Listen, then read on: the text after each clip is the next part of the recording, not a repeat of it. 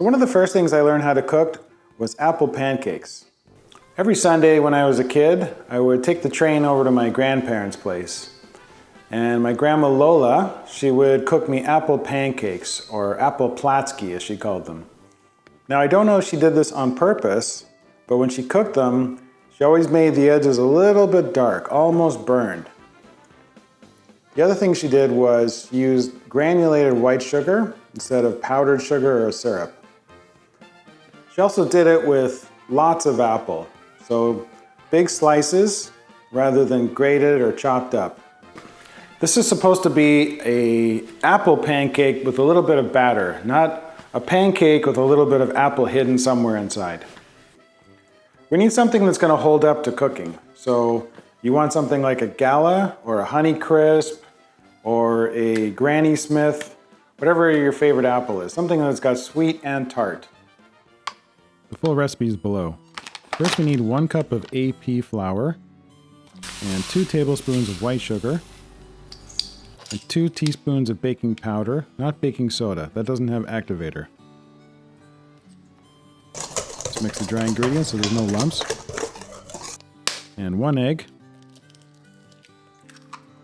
And just a bit less than 1 cup of milk. That's always a good ratio for pancakes. 2 tablespoons of yogurt. Mix it enough to come together, but don't overmix it or you'll get tough pancakes.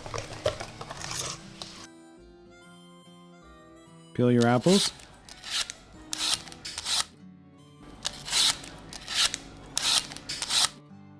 Here I find it easier to use a serrated knife. A chef's knife tends to slip a bit and the slices are not very even. I'm removing the cores with a measuring spoon. A circle cutter would be better. Okay, we need a lot of butter. And you want your pan to be medium heat, not too high. Add in your battered apples.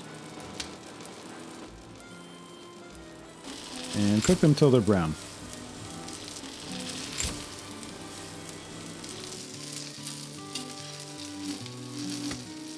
Okay, now we're going to do the darker batch.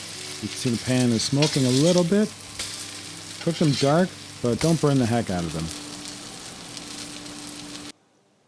So there it is. You can see I pushed some of them very dark. Just a little black, just a little bit. If you don't like it, just go a little lighter like that. All right, then to finish it off, just squeeze a lemon on top. A little more butter.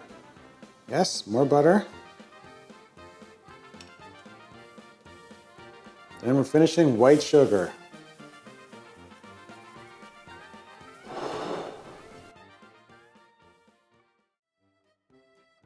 Let's give it a taste, see how we did.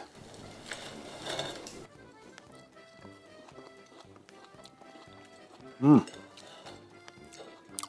the texture from the sugar, a little zing from the lemon juice.